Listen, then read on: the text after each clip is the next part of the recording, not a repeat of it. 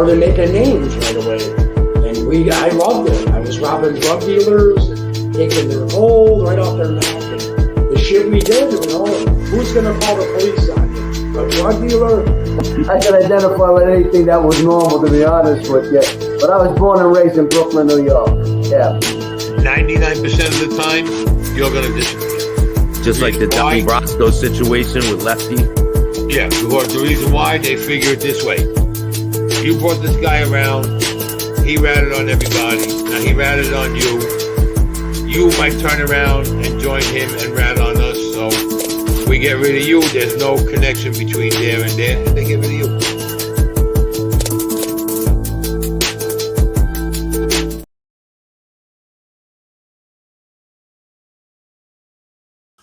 Welcome to this episode of Chattin with Staxx. I'm your host, Bill Staxx, and today we're just going to catch up with a few things, and I want to give everyone a big shout out. Thank you so much for all the support lately. Things have been really great.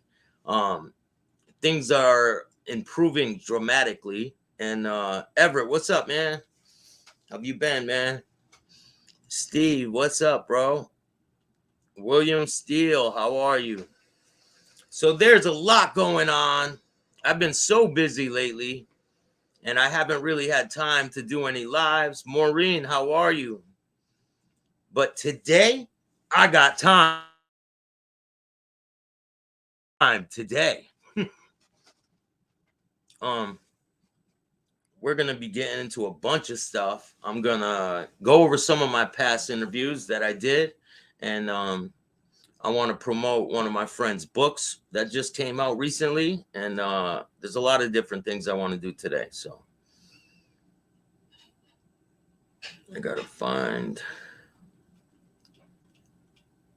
I want to give a shout out to Chris out in the Dark Side of Orange County. That book is out now. If you guys can pre-order it now for let's see if I could find it. I know he sent it to me.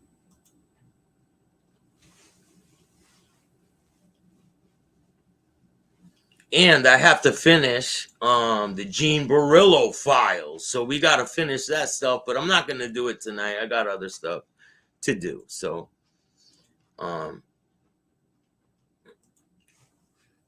Hungry Hills, shout out to Hungry Hills, shout out to Damien and all them. It was a great fundraiser up there.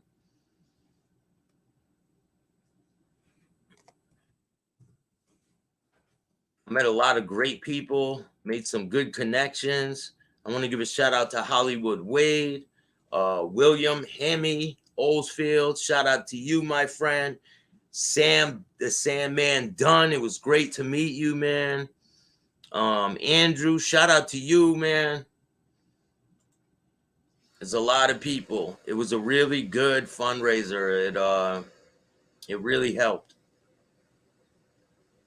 Let me see if I can find this. Boom. Found it. All right. What's good, Buffalo Billy? How are you? I haven't been on in a while. I figured I'd come on live and give you guys a little update of what I've been doing. Make sure you guys go check this book out. It's really good. The Dark Side of Orange County. I'll leave a link in the description of this video if you guys want to pre-order. I think it's like $4 or $5.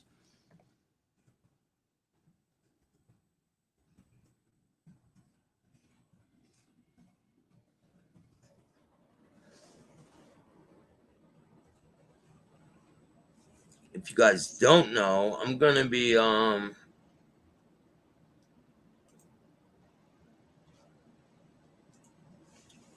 I believe this book is going to be out on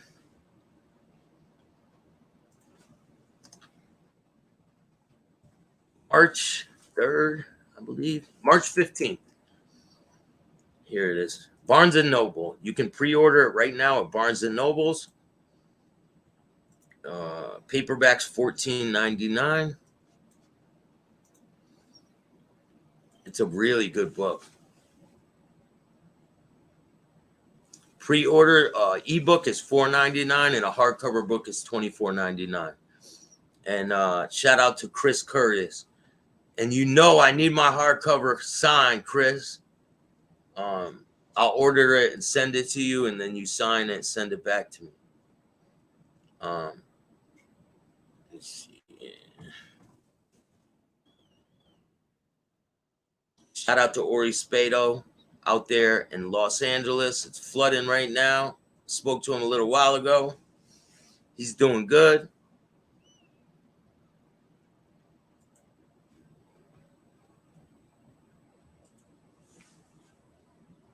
So the link for this book is in the description of this video. You guys can click on it now and go right to it. So make sure you guys hit the like button too. And subscribe. Put the bell on all so you could get all my videos. So I sent out a few links. I'll send out a few more. I got a bunch of announcements to make today and let you guys know what I've been up to, man. What I got for the future. I got some major things coming. So you guys are going to be surprised. I'm surprised that everything is pulling together. But I'm really not too surprised because I'm putting in the work that I need to put in. And things are really starting to come together. And shout out to everybody who's been supporting me on the way. I really appreciate it. I got so much good things coming in the future. It's not even funny. It's like one after another. Hold on, I'm trying to get rid of some of these pictures in here. Ronnie, how you doing? So let me see. Maybe I can share a little video with you guys. Some exclusive shit.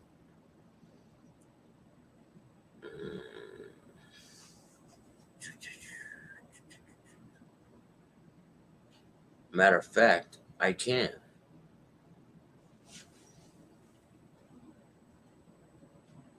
Let me see which one I want to show you guys.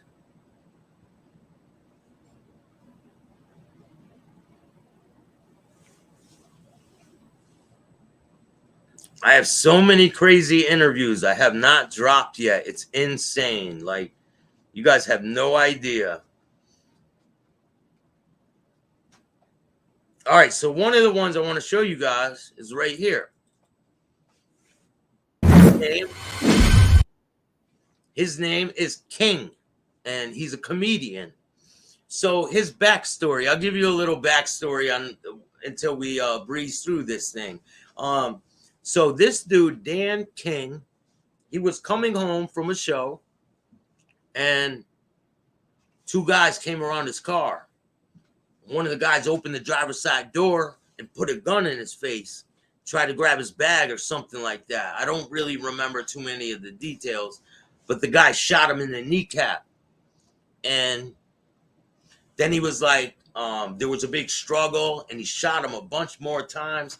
And he explains this story, and I'll let him explain this story. So this is Dan King.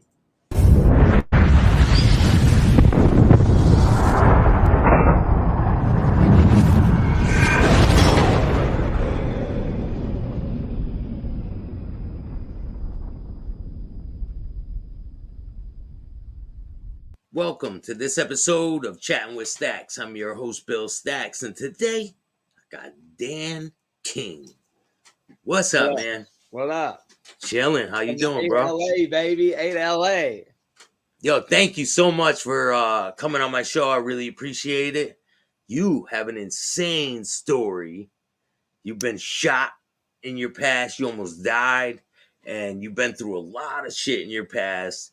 And I came across your story, and I wanted to get you on my show so you could explain the situations that led up to the shooting and you recovering from the shooting and moving on with your life and being able to, move on in a positive direction. You know what I'm saying? Man. I appreciate that. Thank you. Yeah, definitely. So you want to introduce yourself to the people and tell them who you are, where you're from? Yeah, I'm Dan. I go by a lot of names. Well, recently I was at a party in LA and someone said we were doing like street names versus like government names. And someone said, ask him. And they're like, what's your name? I said, street name or government name? And then they said, it doesn't matter. And I said, I'll give you both. I said, my government name is Paul. My street name is Ghost, but I go by Dan. And they said, wait, what? And I said, my government name is Paul. My street name is Ghost. I can prove it. I got the ink and everything to prove it. I go by Ghost, but I prefer Dan. And then everybody just died laughing. But my government name is Paul Daniel Edgar, Edgar. That is I'm the Edgar family. And I chose, we'll get into the story. It's pretty nuts. I did deliberate whether or not I was going to legally change my name to distance myself from my biological father. And I chose that not to, because I think everybody makes mistakes. Some people make more than others. And my dad's a piece of work, but he went through it a lot when he was a kid and he can't help that he was born in 56 and I was born in 90. When you were born in 56, going to therapy or getting help for your issues, that was a sign, that was weakness. Off the table, basically. Yeah, bro. Like, exactly. So I was born in 90 and it was like therapy. You have to be in therapy because we were all getting molested by our dads. So like everyone knew. And then so it's like, all right, I'll figure this out. But that's been happening for a long time in this country, especially where I'm from in the Southeast, in the Bible Belt. And unfortunately, pastors, cops, and priests, not the greatest people. So you were born in around 90?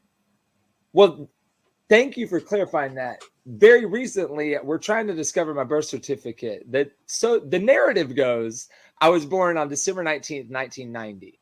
So up until a couple months ago, I thought I was 31 going on 32.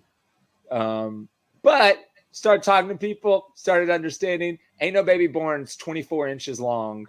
I think that I was conceived outside of wedlock, but because my dad was a pastor in the Freemasons, they created this bullshit narrative that everybody just kind of ran with. Which like, I just am like, man, my dad is good, bro. Like I didn't come from the streets, but I kind of did, but I didn't know, you know what I'm saying? And then when I got older, I found that life. And I never was like, I can't stand from the street. Like I really never even done drugs. The only drugs I've done are marijuana and PCP. I say, if you go big, you can go big or go home. You know that's pretty drastic there, man. I was share that story, and a producer friend of mine died laughing. He goes, only Dan, like, he said, my brother's done every drug except one, PCP. And then Dan's like, I only do weed and PCP. Go big or go home, baby. Yeah, no, like, man. And that was not a thing. It wasn't like a thing. It was I had something that was laced. And So what state were you raised in? What state did you get raised in? Georgia. So the state of Georgia, which there's a lot of Freemasons in Georgia. There's a lot of stuff about the Masons that's out there, but they done try to shoot me and it didn't work. So I just hope and pray to God if they do it again, I'll watch the bullets fly off my face. I don't, that's the first rule of gangster shit. If it doesn't work the first time, you can't do it again because it'll be too obvious. And now at this point, I've been sharing on podcasts and stages, and everybody knows. I recently did my first stint in jail. It was 4 weeks. You were chain gang, right? No, I went to prison in Connecticut. Yeah, that's chain gang. They never let me outside to work or anything because once you get a level 4 offense up here in Connecticut, they don't let you out to prison. They're not letting you out to go chain to each other to go work on the side of the highway. You're not getting the good jobs. Your ass is staying in the cell block. I see what you mean. Like, so y'all don't call it chain gang up there because like everybody down here, that's what they call it. Yeah, okay. Yeah, they don't call it chain gang up here. Got you. They don't have it like that. Like people aren't on the side of the road cleaning shit. They keep you in the prison up here. But you get money though when you're in there, right? Like yeah, not a lot. It's like 17 cents an hour. In Georgia, bro, you get they put people for life to do hard free labor, and they have the audacity to be like, slavery's over. It's like, hey, y'all read the 13th Amendment? Have y'all specifically checked the state of Georgia? I learned that from Killer Mike. They force you to work, right? Down there? I learned that from Killer Mike from Run the Jewels. Like, respect where respect's due. And like, I put a lot of respect on his name, but it's like, it's crazy, bro. Like, what's happening is like, what is going on, man? So, what I want to ask you is, so we'll go through the events, right? That happened, the shooting, the day.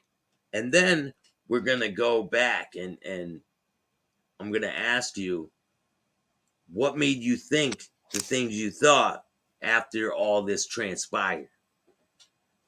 People could get a picture of what we're talking about. Yeah. Let's go, man. Let's go. I like this show, by the way. This is sick. Like, I'm a big fan of the show. Thank you for having me on. It's an honor. I really appreciate that. Yeah, and before we get started, make sure you guys hit the like, subscribe, and notification bell. because this is about to get good. It's about to get real, man. We're gonna go hypey from the Bay Area. We're gonna go hypey on their ass, man. I've been touring the country and the world. I got flavors from everywhere, bro. Let's go. Yeah, man. So explain the day you woke up, the day this all transpired, the shooting. You want to start with the shooting, is what you, just to be correct? Yeah, start. We'll start with that, and then we'll go back to why you thought different things, and why things. So for those, I don't know if we addressed it because we both know, but like you might have said it, like I got popped, I got capped, and we're going to tell that story. It was a lot. I should be dead, and then if I was not dead, I should be paralyzed in a wheelchair, and that's not true. And then I thought I'd never play guitar again. I started playing guitar in August of last year. So let's go. This was May. 13 bullets they pulled out of you. 13 bullets they pulled out of me. That's right. And there were more that went through me. Probably went through you and everything. Yeah. So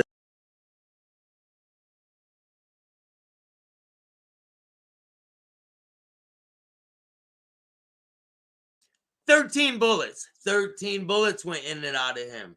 Listen to this guy's story. It's incredible. Shout out to everyone who's watching this. I appreciate you. Let's get back to the program, shall we?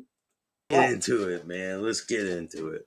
That's my bars. I appreciate that. You know, my single, just so everyone knows, is called Something to Say, which is a reference to the Source Awards. I believe it was 95 when Andre 3000 and Big Boy were there for the Outcast. At that time, it was all about East and West, Big Ear, Pac, and like everybody's getting capped in the posses. Like that was back in the day when people. I got in trouble for naming that album Autumn Leaves back in like March. I didn't release it. I just announced on Instagram, I'm going to release this EP called Autumn Leaves. It was based on a girl named Autumn. And everyone went nuts. I was like, you remember hip hop when like people were dying and I can't say Autumn Leaves, like about leaves? Like, what? Come on, y'all. Come on. That's crazy. But it's like, like no one knows who Autumn is. There's a billion Autumns in this city. Like, just chill. Y'all chill. But you know what? That's a whole other thing. But anyway, I got something to say. Andre 3000 got up and they were all waiting what's going to happen because like they got nominated for best album in order to stir the pot by the producer. That's how hip hop worked back then. And it's still that way, except now it's just like what Slim took away Machine Gun Kelly's studio time. It's like, come on, man. Like, it's silly now. It's a farce. But like, and that's not, I'm not trying, I have nothing but respect for Eminem. Like, just so we're clear. I do hope that I piss him off enough to get a diss track because then I'll quit hip hop. Like, yeah, that's what I wanted, bro. Probably take a lot to get there, man. But people keep when I've been touring, because I'm under the radar right now, but I have been touring the country. People keep comparing me in these like shows like this and podcasts, like, oh, we have like Atlanta's very own version of Detroit's Eminem, and I'm like, we're very different. I dress loud. He dressed in all black. He's very quiet and angry. I dance and have joy. I was like, the only difference is we are both white people with rhythm, and we have a lot of trauma. And my boy X on the phone yesterday said, "That's really all I need. You don't know a lot of white boys with trauma." And I was like, "Hey, man, survival stories." But I'm saying, look at these pants I'm wearing, bro. Like Eminem would never be caught dead. Eminem don't wear shit like that. Anyway. So go back to the story. So it's the Saturday before Mother's Day, 2019. I wake up. At the time, I had a day job. I was doing music. I was leaning pretty heavy into stand up. So I'm a runaway kid. I was abused by my parents, sadly. And when I say abused by my parents, my dad abused me in all the ways, like a lot of us had to go through, especially those of us that come from like street life or jail or prison or whatever, or the streets or the cribs. Did your mom know the abuse was going on? Yeah, and that's why I said abused by my parents. That's new language. Had a hand in it. She kind of had a hand in it. It's kind of like, the Epstein, Ghislaine Maxwell situation. Are you familiar? Yeah. It's kind of like that. Like I have a lot of empathy for Maxwell, but she knew what was going on. Like my mom's been my dad's golden ticket into all these churches. Cause you know what I mean? That's the one rule of the Southern Baptist Church. They only got one rule. You can't get divorced. Because if you get divorced, we can't have some woman out there telling the truth. And they're not all pedophiles. Some of them are money launderers. Some of them are murderers. Some of them are all of the above. I don't think my dad was never money, was never his vice. But like. And they get away with these things. That's correct. Yeah. And so in 1865, that's the start of the Southern Baptist Conviction. Also the start of an organization you might have heard of called the Police in North and South Carolina. It started as a direct response to Juneteenth, which now, like in the past 2 or 3 years, Juneteenth is like, bro, I got to wait. Like nobody in my biological family, mom or dad side, talks to me. They hate me. They're like, he's crazy. He's off his meds. He needs to be in therapy. He's violent. He's got a gun. I don't even strap, bro. I probably shouldn't say that on the thing, but I really don't strap. Like, and I shouldn't be scared because it's like, well, I got shot before. That's how Pac went out, right? Like if I follow in Pac's footsteps, I get strapped again. I go home. I'm done with this world. I'm ready to go. Please don't shoot me. I don't want to speak that over myself. But if it happens, like whatever. Like I'm cool. Like I don't strap or anything. But they're telling people I got a gun and all this shit. Not true, bro. Not true. So that day you wake up, you have a job, right? Yes, I had a At day the job at time. the time. That's what I was gonna say. So it ebbs and flows. I've been in this industry since I was 14. Was when I started like playing guitar with a band. We were a Blink-182 cover band, and me and some friends from high school. We played in like church basements and garages and shit. And then I started writing my own originals, and I kind of broke and did like solo acoustic stuff because I could never get along. I get along with everybody, but I can't work with people like creatively. I can now, but back then I couldn't. And I think it was because music to me was so personal and an escape from the abuse I was enduring. You don't want to share it with other people, like yeah. It was like I wanted to share it, but I was like, this is my story, and I don't know how to like tell you to do a bass line. I'm like, bro, no, you didn't have to suck my dad off in the shower like I did. You know what I mean? Like, and then, but in reality, now that I'm in my early 30s, and my friends and I, we have a group text. We're in our late 20s, early 30s. A lot of us did have to do shit with my dad because he was the pastor of the church. I didn't know. It's so like he was doing this to other kids in the church. 100%, bro. And nobody wants to put their name on it. And like people, I got one buddy of mine, and I don't want to name who this person is, dear friend of mine. And we got drinks in their city when I was playing a show in their city. And then I remember we were walking to the bar, and I said, hey, what do you remember about my dad? And then they turned to me and they go, let's get a drink first. And I'm like, motherfucker. And then we sat down. This person's doing shots. I'm high on an edible, losing my mind. Like, okay, what's going on? And then they were like, do you need a drink? I was like, no, I got to drive Alexandria back to the hotel. Shout out to @Phases of Alexandria, not Faces, Phases, PHASES of ALEXANDRIA. Great musician, has a EP out about sleepwalking and like the sleep dreams and daydreams. And she's like a yoga instructor in like Costa Rica right now, I think. But we linked up in Athens and I did a couple things with her. Amazing musician, like, and just beautiful soul. And if you DM her, she will talk to you. Don't be a dick though, and don't be weird. Please don't be weird. She's a very beautiful girl. A lot of people are weird. Yeah, I gotta say, if I'm saying like she's a beautiful woman that answered DM, don't be weird. If you're weird, I'm going to text her after this and say, hey, if people are weird, you send me their handle and we'll take care of you. So don't be weird, okay? Sorry. People are weird. It's all good, man. Yeah. All right. So my ADD's taking over. Oh, so you wake up that morning. I go to work. Yeah. Oh yeah. So like I had day jobs. That's what I was trying to say. There were times where I toured fully. There were times where I was in Christian rock. There was a moment where I was working. This was post working for Kevin Hart and Will Packer. I worked on the movie Night School. I did some bigger productions. I did some smaller productions. So I've done everything from stand up to music to rock. I never done hip hop until this year. Hip hop's new. That's just 20. Yeah, we're gonna get into all that. We're gonna get into all that after the incident. At the time, I wasn't making bread at my like. That's how the industry works. Sometimes you're like you got it and you're living large. So at the time of the incident, what was your job? What were you doing? At the time of the incident, I was starting to pop and stand up, but I wasn't making any money off of it. That's how weird the industry is. So I'm doing shows at night, but my money's coming from I was working as a social worker, taking care of these guys, Will and Jason, and they were adults in their 30s and 40s that could not function without the help of another individual. Like companions and homemakers type thing. That's right. Like they lived in a house together and they were roommates, but they needed help bathing and they couldn't speak. And their medicine and things like that. That's right. And they could speak actually, just people didn't always listen to them.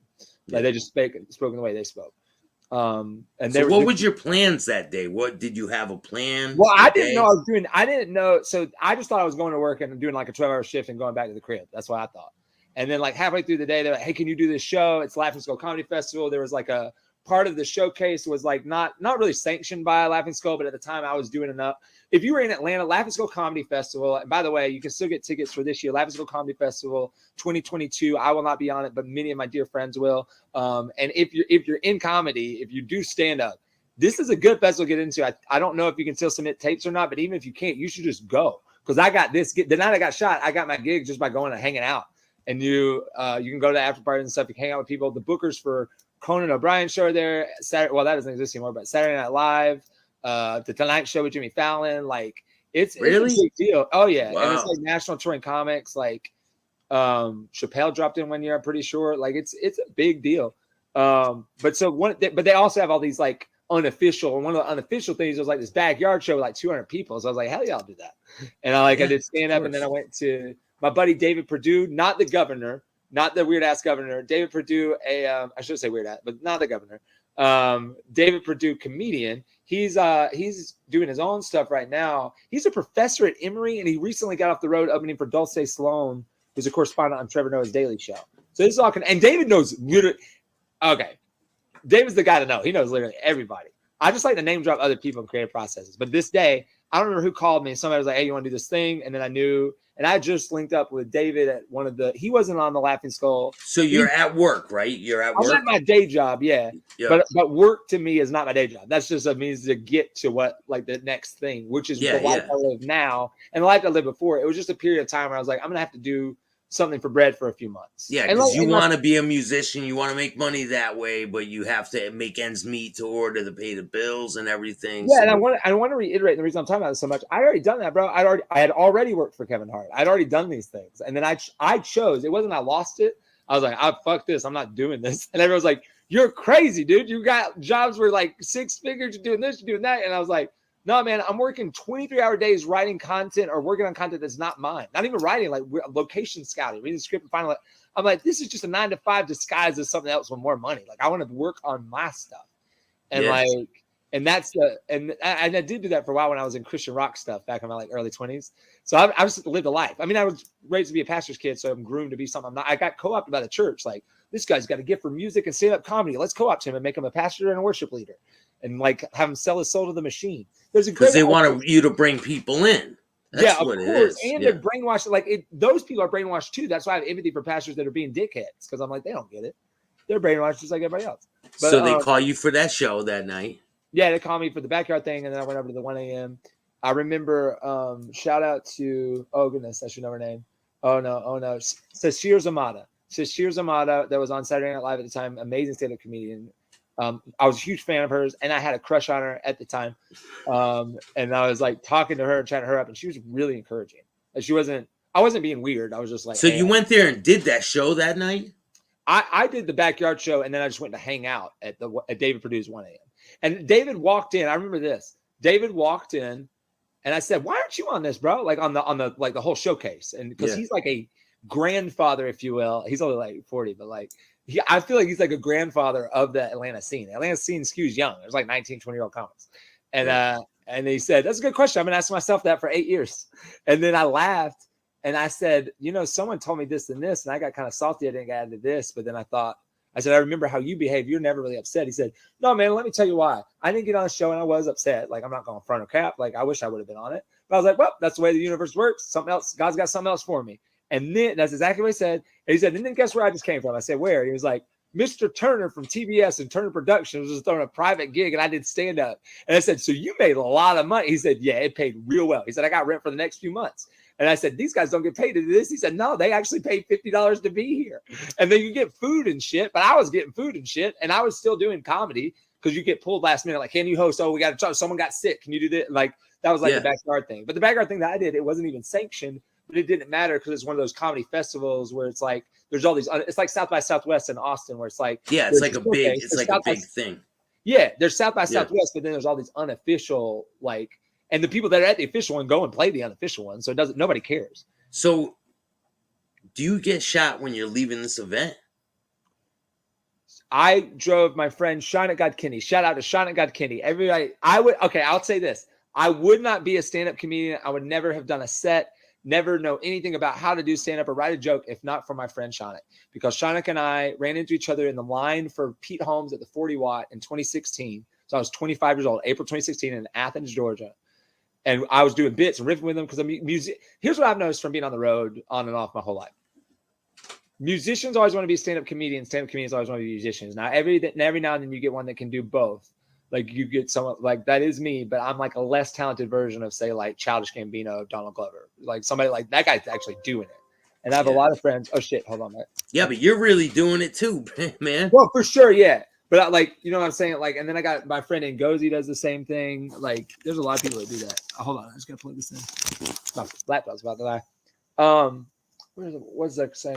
Oh, so All Sean. right, we got to get into the story though. People are gonna be so thrown off by this. I'm very ADD. Shonick, All well, right. the reason I brought Shonick up, Shonick was at the thing. Shonick is a madman. He lives in Atlanta and he doesn't drive a car. I don't know how he does that, but I do know because he's just fun. He's a fun hang. So if you see Shonick, like, hey man, you got to ride home, and he's like, no, I'll be all right. I don't want you to have to do that. I'll get an Uber. And then like 9 times out of 10, comics like, no man, we haven't hung out in a while. Let's do. And I came up with him. I just want to give him props. Yeah. Like, and a lot of what I'm doing is just giving props to the people that like what I'm doing now. Of course, yeah. And so I was like, so it does all. I will try to be less ADD. My bad, y'all.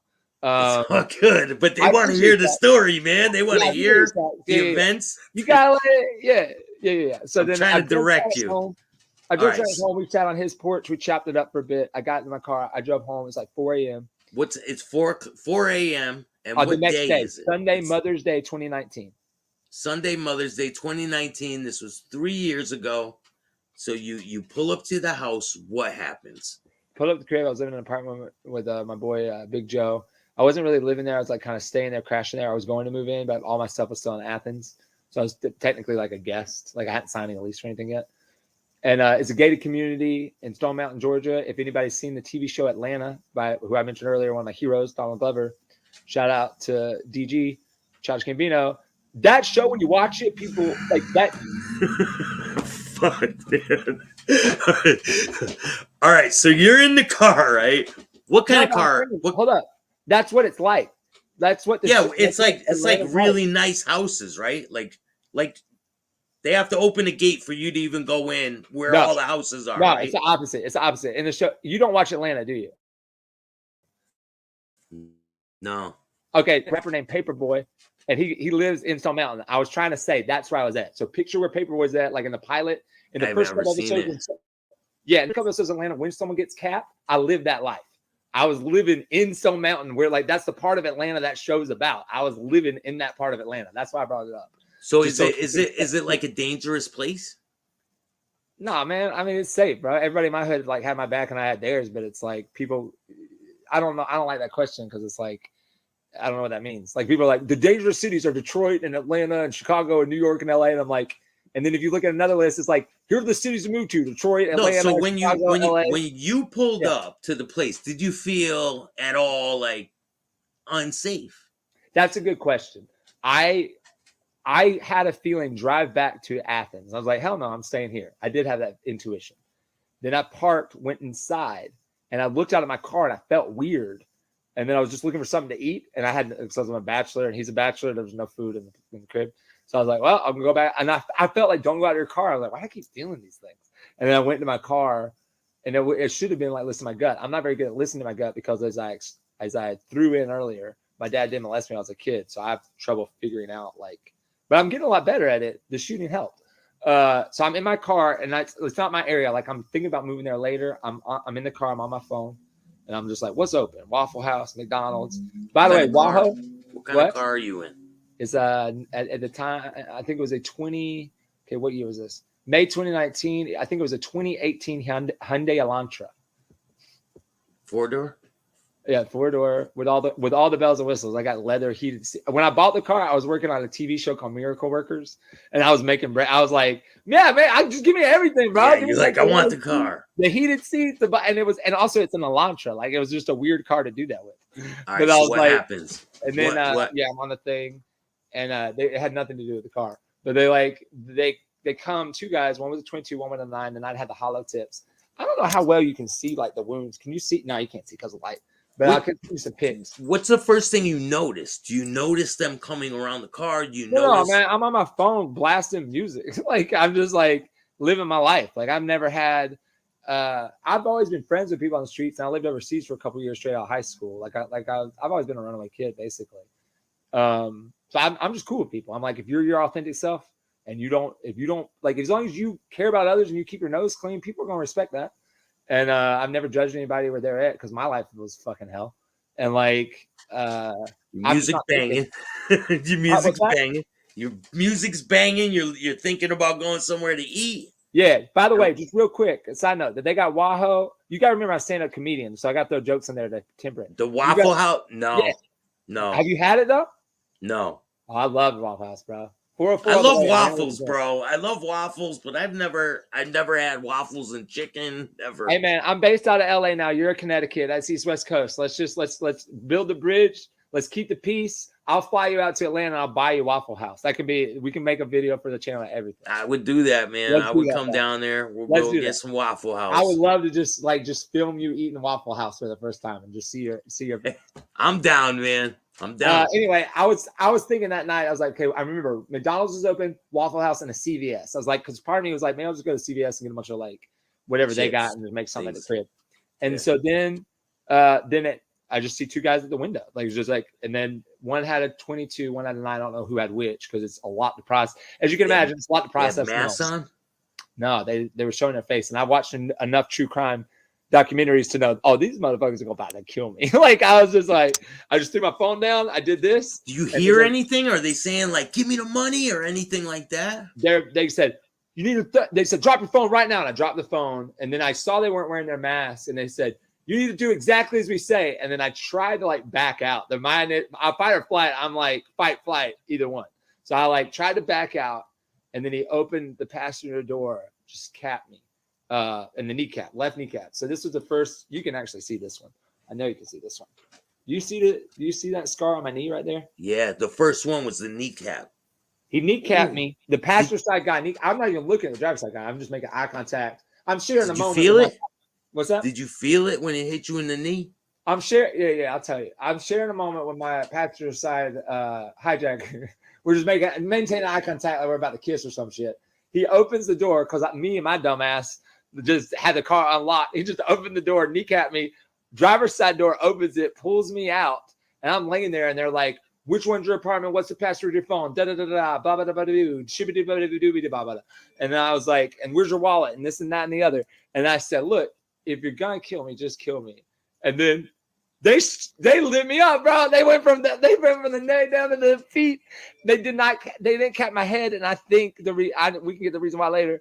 But I do stand up about that, and I'm like, and the material for that is so you can at the end of the day say what you want. Like we all have flaws at the end of the day. Occasionally I murder someone, but at least I'm a good listener. Like you got to give it to them. They did what I said. They're good active listeners, man. Men are bad at active listening. These guys, great active listeners. And so, yeah, they just lit me up, and then they ran over my left elbow. So you want to see something real gnarly? Wait. So do you see that shit? Wait. So wow. That's a slow steel. It keeps coming reopened. Wait. So they shot you. Yeah. He shot you in the kneecap. They pulled you out of the car. Yeah. Shot you all through the body and then ran you over. Well, so what happened was they pulled me out of the thing, and then I'm laying there, and they're just like, they're still trying to figure out the password of my phone. I'm like, I don't know if they realize this, but I'm like, in this moment, I don't even remember what the password. I don't even remember what my name is. I did not expect my night to go this way.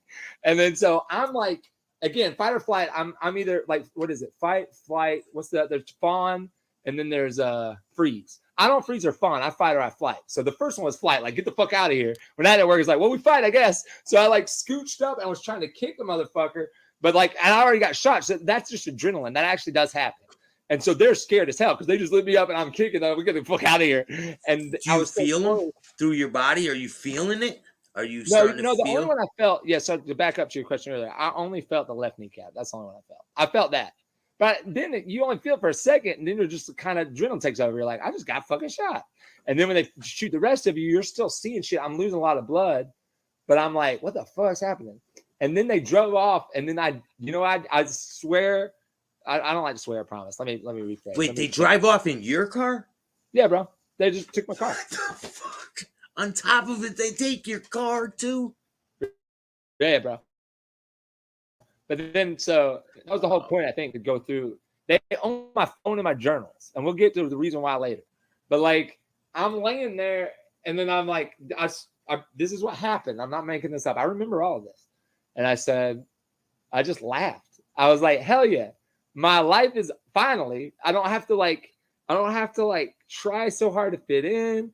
I don't have to like front and cap with stand-up comedy or music or any of these shitty ass, like I have a lyric in one of my older songs I wrote in 2014, age 23. It's like, please keep your flashlight out of my bedroom. There's secrets everywhere. It seems hiding is all I do. 'Cause I'm so stupid, a deviant at heart, hiding behind all of these songs, masking my wounds with shitty art. I'm like, I don't have to mask my wounds with shitty art anymore. I got to go to the next world, whatever that is. I know that I live my life as humbly and as pure as possible, even though the world, bad things kept happening to me. And I know why bad things keep happening to me. It's because my old man, bro. It's because of Pops. It's because my bio dad, my biological father. Shout out to stand-up comedian Sam Morrell. He's one time in the green room, someone was like, hey man, are you close to your dad? Are you close to your biological father? Because he kept doing stand-up material about it. And Sam goes, no, if I was, I probably wouldn't refer to him as my biological father, but that's what it is. And so then I'm like, I got to go home. And I just kind of said a prayer and I was ready, bro. And then when I opened my eyes, I was petrified. I wasn't scared of dying. I was scared of living through. I just knew enough to know I didn't want to live through that. And I'll be honest with you, man. I was having a meltdown today to an R&B singer and a rapper friend of mine, Jade and Jenny, Genesee, and then Jade. I don't even know Jade's stage name. My bad, girl. What's good, everybody? How do you guys like this interview? Do you like it so far? It's pretty insane. Dan has a crazy story. I just spoke to Dan on the phone. We're going to be linking up and doing some business soon, but we'll get back to this interview. And it's pretty incredible. This dude gets shot, gets dragged out of the car, gets shot more, gets ran over on top of it. And then he continues to press on with his life in a positive direction. So let's get back to this interview. Shout out to everyone who's taken the time to watch this, man. I really appreciate you. What's good, bro? Nice guy. How you doing? Mob Rats 1. Yo, shout out to MRE. Everyone keeps talking all this shit saying MRE's a rat. He's not a rat, man. God damn, let the shit go. Sammy the Bull is a rat. Like, it's documented. Go handle that. Like, what the fuck is wrong with people? They're nuts. But let's get back to this story and hit the like button. Like, they're talking me down because I'm having a panic attack in a group text. And it's hard to live through all this shit. And because your body carries trauma. And so this is more trauma stacked on top of the already trauma. But I opened my eyes, and then there was a woman putting pressure on my wounds. I don't know if this woman's real or an angel. I don't know. But Did your friend hear? Did your friend hear what happened? He was away for Mother's Day. So I'm just staying at the crib. Oh, so you're there by yourself. Yeah, he gave me a key. Because we were talking about me moving in, and he already told the office, like, hey, can he move in? Like, yeah, if he wants to. And I was pretty sure, I was like 90% sure I was going to. So I already had a key. I had a couple of things there, but not much. I just had like a toothbrush or something. And yeah. But so this lady just appears and starts putting pressure. And there was a man with her. There was two people with real kind eyes and nice smiles. And she said, I'm a registered nurse. I know what to do. And she's putting pressure on my wounds. And her son, she goes, this is my son. And he was like running back and forth and getting towels. And I think they were angels. And the reason why is because that woman is in the police report, but that there's no mention of another person. And like, if he was there and was helping, there would have been a mention of him. You know what I'm saying? I feel like. Wow, man. Like wow. I saw it plain as day. But it's like there's a verse in Hebrews that says, be careful as you go about your day, before you never know when you're entertaining angels. And I don't think angels show up with wings and shit. Like, I guess they could. And I guess they even have, maybe. But I think they just show up looking like other humans. And you're like, because there've been a couple times in my life, like late, I don't never in the moment, but like weeks later, I'll be thinking about it or praying about it. I'm like, I don't think that guy was human. You know what I mean? Yeah, I mean, yeah. And so who knows, man? I don't know. Are you conscious this whole time? Are you conscious this whole time? I'm coming in and out. You're just like, no front, no cap. And I do want to reiterate what you just said. Who knows? Let me say, who knows? A lot of times religious people do a shitty ass job of being like, I know, and I know, and I know, and you're going to hell. And it's like, fuck you, man. You don't know any more than anybody else knows. And I don't know either. Like, I don't know if that was in my head or if that's what really happened. I don't know. But I'm just saying what I believe and what I put my hope and my faith and my trust in. You know what I'm saying? Yeah. Do you believe in God? Yeah, of course, man. I'm very religious. I go to church Anybody that's been through every Sunday, man. And I think my life changed really when I started going back to church. I got sober. I go to an Italian church. I'm faithfully, man. I wear a suit every week. I'm on top of it, man. Bro, do you know Andy Mineo by chance? No. He's an Italian. He's a rapper friend of mine from Brooklyn. He's in Atlanta. He's in Atlanta now, based out of Atlanta. But he's like, you remind me of him because he's Italian, very religious, and he has a song called Pisano's Wallet.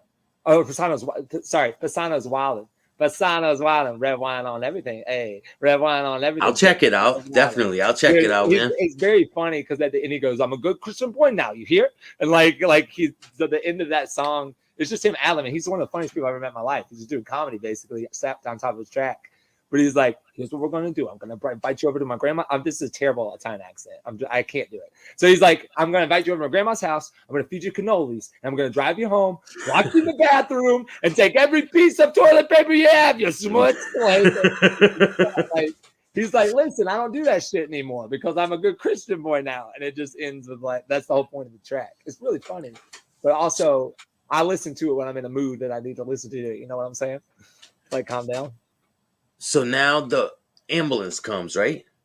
Or Yeah. bring you to the hospital in the car? Or Took me to Grady. It's one of the Grady Hospital in Atlanta. Shout out to Grady. It's one of the best. It's the best hospital for gunshot trauma, I think, on the East Coast. So there's a guy I met in California that had a tattoo that said, "If I get shot, med flight me to Grady." And I was like, I love that, bro. Like.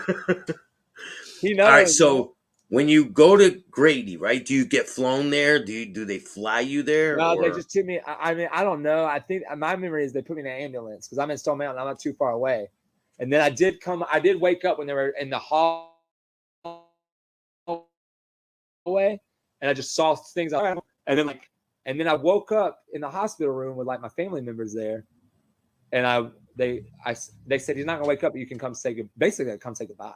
And then I did this. Like, I couldn't move anything. I had a ventilator in my mouth. Nothing could move because everything's been shot. The only thing that didn't get shot was my right shoulder down to this arm. This was functional. This wasn't even functional at my neck just because all the blood loss. But this was functional, and I feebly raised my hand, and I did this. I did the American Sign Language for I love you to my mom. And then she cried. And then I did this. And they like, because I've been writing bars since I was a kid, man. Like, I wrote my first song when I was like 6.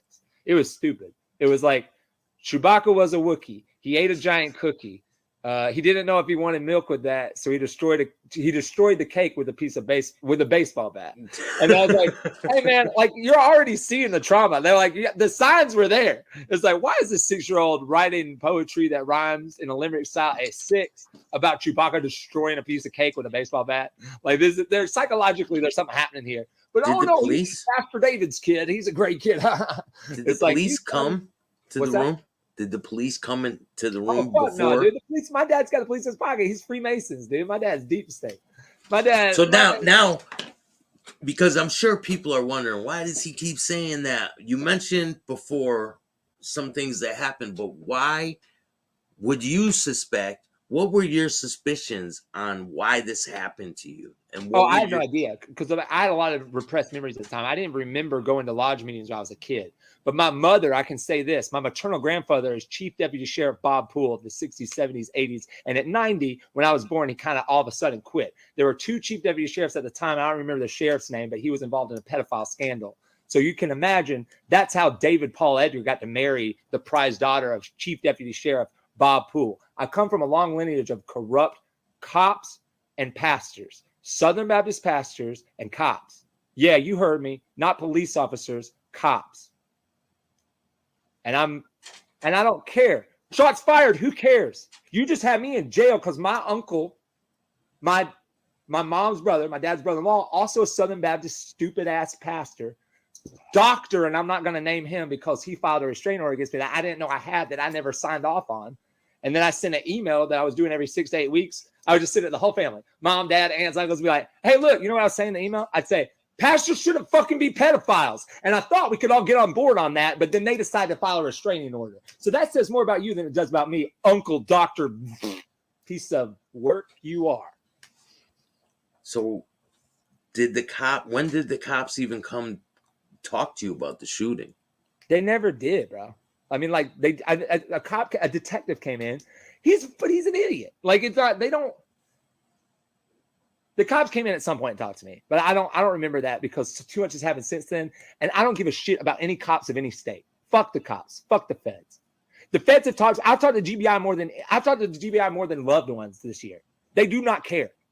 Well, we got officers. We got people on the ground. They're obviously not uniformed. Well, put my dad in prison. Damn it! I don't care if the evidence is circumstantial. He broke my mom's arm in June. Why are you watching? And are they still together? Yes. Because my So mom when you scared. My woke mom's up in the scared, and then my mom hospital, did he come to the hospital when What's you that? were in? Oh what, yeah, af- like that's why I didn't. My dad stayed close. Like he made me like he's a monster. When his presence, he's so dark. He's given himself to the darkness. He is darkness. He was when they brought the pictures in for me to identify the shooters. My dad had to be in the room. Wow, man. So when were your suspicions starting to get So curious I'm playing that with a fidget spinner. If anybody's curious, that's that noise. Just to calm down. Because you think this is me at 10. This is me at like a 3 or a 4. You don't want to see me at 10. no, man. I've been through a lot. I can tell, man. Yeah. But you're a survivor, man. You're a survivor. Thank A lot of well-known comedians, musicians have been through a lot of trauma, such as you.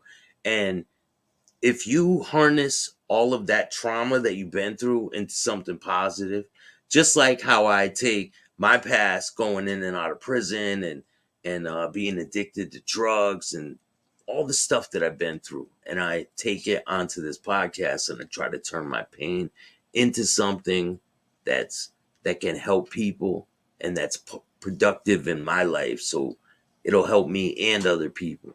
And yeah, and I want to apologize. I mean, I'm not going to apologize. That is a trigger response. I'm not going to apologize. There's some people that have lived through trauma understand this, and they're not judging me. There might be somebody out there. I've noticed that a lot of affluent whites don't understand why I talk that way, and they're like, he's a dangerous person. And it's like, no, you haven't gone to therapy and worked through your cognitive dissonance and repressed memories. That's all that is. yeah, and you just get angry at times, man. I could see it. I mean, True. when I start thinking of things, I get angry at things too. Right. You know? And so I'm going to say, so August 3rd, I was leaving. I was doing a gig in Athens, a city I no longer live in, where my uncle filed. That's how close me and my uncle are. He filed a restraining order in a city I no longer live in. And because the police are stupid, they just are like, yeah, okay, whatever you say, pastor, you have a doctorate. No, just any dumbass motherfucker can say they have a doctorate. He does not have a doctorate. And even if he did, he didn't go to real school. Just like my dad doesn't even have an undergrad, bro. I don't think he might. The narrative he went to University of Georgia, then GSU. But he had like a replica of Sanford Stadium from UGA and pictures of UGA. And I'm like, man, if he's that braggadocious about his first college he didn't even graduate from, why is there no degree on the wall from GSU? You know what I'm saying? And we know he didn't go to seminary and he didn't have any sort of background in counseling. So why the fuck is my dad counseling every couple for marriage in this church? And why is everybody letting him do it when he doesn't go to counseling himself? And I can say the same thing about my uncle, who will not be named, because I'm not about to perjure myself. I'm allowed to say what happened and the truth. If you're going to say some bullshit ass lies about how felony aggravated assault, last time I was with you, I cut you a check for $3,000 and I have the paperwork and your thank you note to prove it, uncle. Dr. Dumbass. What are some of the devious things that you were noticing through your upbringing that they were doing? So, yeah, right. So I don't remember. Like, I have good memories of childhood. I was going to therapy because of the shooting, because everybody was like, you're suicidal and you have to go to. But I was suicidal before the thing. Like, I was doing stand-up about being suicidal. I think that's why I got shot. I think my dad hired the hit. My dad quit being a Southern Baptist preacher. He was a Southern Baptist preacher for over 40 years, always moved around from church to church because, he doesn't want to get caught for touching the little kids in the nursery. And then I think, give me a second. Let me pause. Hit pause for a second. And I'm not going to ask you to edit any of this. I like to release things as is. I hate sound bites because all the time, like, as long as someone listens to it all the way through, now I know some people will click off when they've turned off. It's like, you should keep listening though, because I'll make sure we bring it around. I don't want to dehumanize my dad. I said at the beginning, it's just hard to talk about without getting triggered, because it's like, man, and we talked on the phone yesterday. You said, I'm going to allow you the space just to say what you need to say, which I really appreciate. My whole brand is something to say. That's the name of my first single. That's the name of the book I'm currently writing. That's the name of my one-man show that's going to premiere in LA, hopefully at the Lyric Hyperion Theater. We're still deliberating and talking about it. My friends with the owner, Brandon. think that's probably going to be the space for it. It seats about 80 people. Something to say. Like, I got something to say, but I have to temper myself and realize there is a time and a place and there's a way to say it. But I think a YouTube show or a podcast is a good place for, like, this is just two dudes talking. Yeah. And that this is a good place for it to get it out. So you see the anger and you see the, okay, wait, hold on. Let me get back into, because a lot of people do, like, people with trauma that have triggers, like you have people that have been in the system, in jail or in prison. Let me reiterate, I'm 31 years old, or so I've been told by the narrative. Recently, I realized no newborn baby is 24 inches long. I'm trying to find my birth certificate. Nobody knows where it's at, but Yoko Twazy, shout out. What's good, everybody? How you guys liking this interview so far? I hope you guys are liking it. And there's a lot of information on this one. I have a lot more interviews I'm going to be dropping. I'm going to be doing this probably 3 times a week. So this show, the name of this show is called The Staxx of Life. And I'm going to be going over some of the interviews I've done in the past. And I got some new content I'm going to be dropping for you, probably starting tomorrow. But I have a new interview with a young lady named Carrie. And it's going to be good. You guys are going to be quite surprised at this one. But I got a lot of good content for you guys. If you want to, donate towards the channel. All of the money that goes towards this channel is going to go back into it. And I'm trying to set up different trips and different filming locations. So I need funds for that. If you guys want to help, you can help through Cash App, $ Bill Staxx 2021, or you can donate through Cash App, Venmo, PayPal, or you can give super stickers, super chats, all of that good shit. But I appreciate everybody who takes the time to watch this show. And on the next one, we'll be dropping some exclusive content. And don't forget to join the members. I have exclusive videos on the members only. They're full interviews, and I'm going to put up a couple more. So if you guys want to see some exclusive interviews, go to members only and check them out. A lot of good stuff to come in the future. Shout out to Damien, Brian Hoyle, Chicky, all my guys up there in Springfield. Shout out to Tone for the haircut, man. I really appreciate it. And lot to come. Thank you guys. I appreciate you. Make sure you hit the like, subscribe, and notification bell so you could get my videos every time they drop. And remember, don't be a bitch.